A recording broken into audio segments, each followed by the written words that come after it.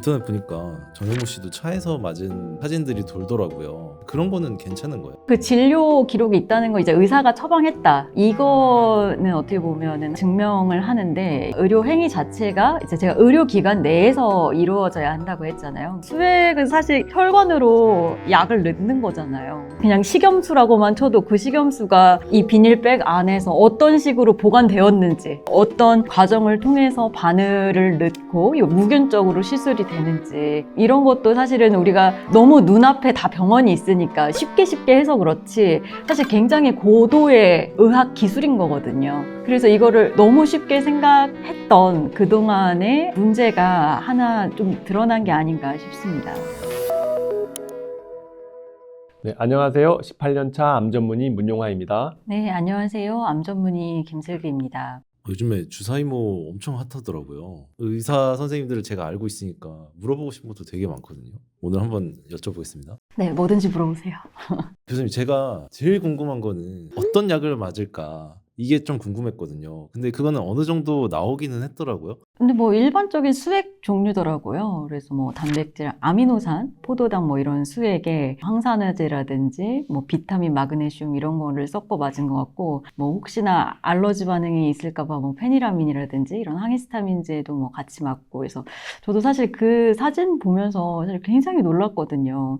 이런 뭐 약들을 사실 어떻게 빼냈을까부터 해서 정상적인 구조가 아니잖아요. 이거를 이제 아무 의심 없이 그 유명인이 맞았다는 것부터 사실 저는 좀 많이 꺼림직하더라고요. 교수님도 기사 보셨죠? 네네, 저도 마찬가지로 이게 도대체 이런 일이 이루어질 수 있을까? 그러니까 사람들이 의료 행위를 그냥 병원 밖에서 이루어질 수도 있다라는 그런 생각들을 하시는 것 같아요. 일반 사람들이. 근데 이제 의사들이 보기엔 저희는 이제 그런 게 너무 이상하다라고 바로 생각이 되는데 그런 것들이 좀 이번 기회에 수면 위로 올라온 게 아닌가 생각을 했어요. 수액은 사실 혈관으로 약을 넣는 거잖아요. 만약에 그냥 식염수라고만 쳐도 그 식염수가 이 비닐백 안에서 어떤 식으로 보관되었는지, 어떤 과정을 통해서 바늘을 넣고 무균적으로 시술이 되는지 이런 것도 사실은 우리가 너무 눈앞에 다 병원이 있으니까 쉽게 해서 그렇지 사실 굉장히 고도의 의학 기술인 거거든요. 그래서 이거를 너무 쉽게 생각했던 그동안의 문제가 하나 좀 드러난 게 아닌가 싶습니다. 근데 병원 가서 맞으면 되지 않는데 굳이 왜? 그러게요. 저도 그게 이해가 좀 안 되는 부분인데 좀 뭐 편해서 약간 그런 이유가 있었을 것 같고요. 진료 기록 자체가 남는 거가 조금 꺼림직했으려나 뭐 그런 생각도 좀 듭니다.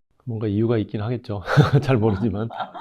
이것도 좀 궁금했어요. 의사인 줄 알고 그 시술을 받았다고 하는데 그러면 왜 의사는 고소 안 하고 자꾸 매니저만 고소할까요? 그러게요. 근데 여기서 가장 중요한 쟁점은 의사여도 의사가 집에서 수액을 놓고 또 뭐 약을 갖다 주고 이런 것도 사실은 다 불법입니다. 의사든 뭐 간호사든 이제 의료인의 의료 행위는요 반드시 그 의료기관 내에서만 이루어져야 합니다. 그래서 제가 뭐 집에 가서 수액 놓고 이런 거 사실 다 불법이거든요. 해본 적도 없고 생각도 한 적도 없고요. 마지막으로 하나 여쭤볼게요. 그 약들은 대체 어디서 난 걸까요? 혹시 기록에 남지 않아요? 그런 약들 다 가져가면. 결국은 어떻게 보면 좀 불법적인 그런 유통망이 있는지 모르겠습니다. 저는 모르지만 그런 약을 어떻게 보면 이제 빼돌렸다라고밖에 저는 생각이 안 드는데 폐업하는 데라든지 소매상으로 넘어갈 때라든지 뭐 모르겠어요. 이런 데에서 사실 빼낸 그런 약들이 그 약의 사실 퀄리티를 보장할 수 없을 것 같다는 생각이 들거든요. 그러니까 그 약 또한 이제 위험할 소지가 있다. 저는 그것도 좀 위험한 포인트 중에 하나인 것 같아요. 그런 의혹도 있더라고요. 자기가 처방을 받아서 해줬다. 근데 자기가 처방받아서 사실은 그 주사 백이라든지 앰플을 의료기관 밖으로 사실 갖고 나갈 수는 없거든요. 예. 그러니까 그것도 이제 말이 안 되죠. 근데 먹는 약은 그렇게 모았을 수는 있을 것 같아요. 만약 불법적으로 생각을 한다면 내가 먹을 거다라고 뭐 이 병원에 가서 처방받고 이 병원에 가서 처방받고 해서 뭐 모아서 줬다라든지 이런 거는 약간 가능할 것 같긴 한데 이제 우리나라 그 시스템이 전국적으로 이게 통제가 되기 때문에 예를 들면 뭐 이제 며칠 처방이 겹쳐집니다. 동일 성분을 뭐 며칠 전에 타갔습니다. 이런 게 또 팝업이 다 뜨거든요. 그래서 사실 그것도 좀 어렵지 않나 이런 생각이 들고요. 이게 엄청 큰 일이네요.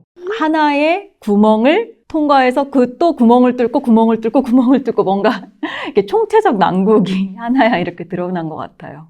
인터넷 보니까 전현무 씨도 차에서 맞은 사진들이 돌더라고요. 그런 거는 괜찮은 거예요? 근데 사실은 그 진료 기록이 있다는 거 이제 의사가 처방했다. 이거는 어떻게 보면은 증명을 하는데 이제 이런 의료 행위 자체가 이제 제가 의료기관 내에서 이루어져야 한다고 했잖아요. 그러니까 뭐 엄청 예외적인 경우가 있을 수는 있을 것 같긴 한데 그것도 약간 위법적인 소지가 없진 않죠. 그래서 의료기관 내에서만 해야 된다는 이유 중에 하나가 책임에 그런 문제도 있고 응급 상황에서 우리가 어떻게 보면 대처를 하느냐 이제 보험 적용이라든지 이렇게 또 미묘한 그런 다 모든 것이 엮여 있습니다. 집에서 하는 행위들은 그럼 무조건 다 불법인 거예요, 그러면?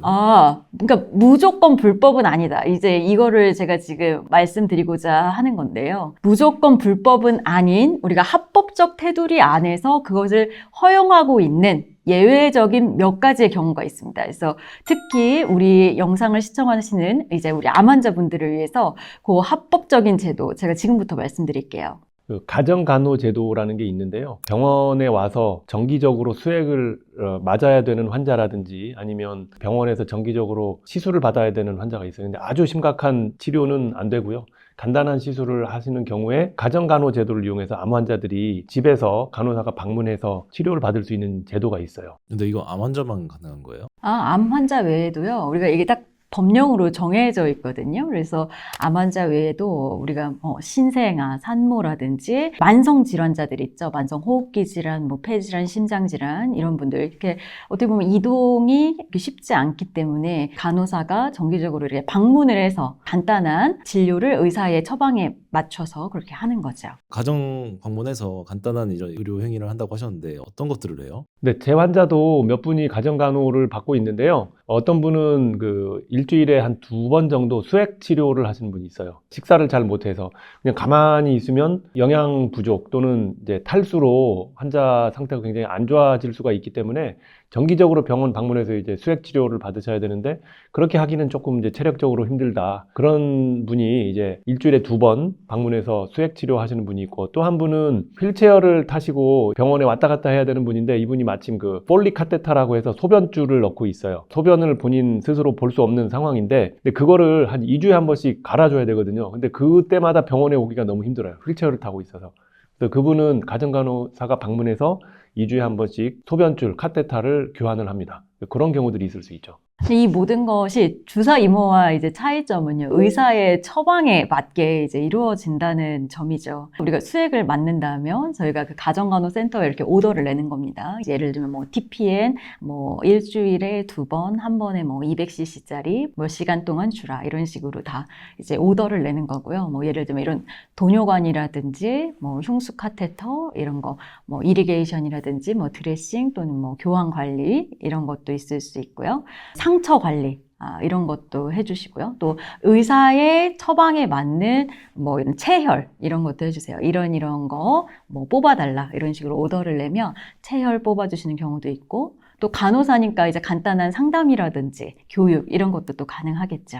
입원하기가 조금 애매한 사람들이 이쪽으로 돌려가지고 할 수도 있는 그렇죠. 예, 입원할 만큼 이제 중한 상태는 아니고, 근데 이제 지속적인 관리가 필요한데, 이제 뭐 외래에 그만큼 이제 왔다 갔다 하기에는 또 너무 힘들고 할 때는 이런 가정간호를 이용하는 게 좋을 것 같아요. 그래서 이제 이 환자는 가정간호를 하는 게 좋겠다. 이런 식으로 이제 주치의사가 이제 판단이 들 때 보통 그런 거를 하는 경우가 많거든요. 그래서 저희가 이제 프로세스는 이런 걸 하는 게 좋겠다라는 판단이 들면 기관에 이제 가정간호 센터가 있어요. 이제 센터에 이제 의뢰를 하는 거죠. 이 환자분 가정간호 이런 거 가능하겠습니까? 이런 식으로 의뢰를 하며 그 센터에서 환자와 이제 면담을 해서 사정을 해서 그러면 저희가 이렇게 방문하겠습니다. 이런 식으로 어레인지를 하는 거죠. 이거 추가 비용 같은 아주 중요한 질문인데요. 우리 암 환자들은 이제 5%만 부담하게 되어 있습니다. 그래서 정말 잘 이용하면 좋은 제도 같아요. 일반 간호사 중에서 뽑아서 가는 거예요? 아니면 이것만 하시는 분이 있는 거예요? 어떤 사람이 가는 거예요? 간호사 중에서 경력이 어느 정도 돼야 되고요. 아마 기준이 3년 이상인 석사 이상의 교육을 또 받아야 되는 또 그런 조건이 있고요. 가정간호에 대한 어떤 테스트를 보고 합격을 하게 되면 국가에서 그렇게 할 수 있도록 이제 자격을 부여를 해주는 거죠. 그래서 그냥 일반 간호사라기보다는 뭐 이런 가정간호에 관심 있는 간호사들 중 일부가 의료 인력이 되는 것 같습니다. 그래서 요즘에 뭐 한참 이제 언론에 매스컴에 나오고 있는 주사 이모하고는 완전 차원이 다른 거고요. 국가에서 이렇게 하도록 자격을 부여받고 그럴 만한 시술을 할 수 있는 퀄리파이된 의료 인력이라고 할 수가 있는 거죠. 완전 퀄리티가 다르신 분이네요. 그러니까. 그렇죠. 완전히 뭐 주사 이모하고는 내용이 다릅니다. 그러니까 주사 이모들이 그냥 집에서 하는 거는 불법이 되는 거고요. 이런 예외적으로 국가에서 인정해서 집에서도 주사를 맞을 수 있는 그런 경우가 있다라는 거고, 가정간호사가 그런 일을 하고 있다라는 말씀인 거죠. 네, 암 치료는요, 굉장히 연속적이기 때문에 병원 밖에서도 이루어집니다. 그래서 병원 밖에서 이루어짐에 있어서 합법적인 테두리 안에서 이렇게 가정간호라는 제도를 통해 가정 전문 간호사가 방문하는 이런 제도가 있습니다. 그래서 주사를 집에서 맞는다고 해서 다 불법은 아니고요. 이렇게 국가가 인정한 굉장히 필요한 케이스에 있어서는 할 수 있다. 이런 정보를 오늘 제공해 드립니다. 그리고 이제 내가 이거를 좀 하면 좋겠다. 이렇게 생각하시는 환자분들 또는 보호자분들께서는 이제 주치의 교수님께 이것을 얘기 드리면 잘 연결을 해 주실 것 같아요. 네, 오늘 영상 시청해 주셔서 감사합니다.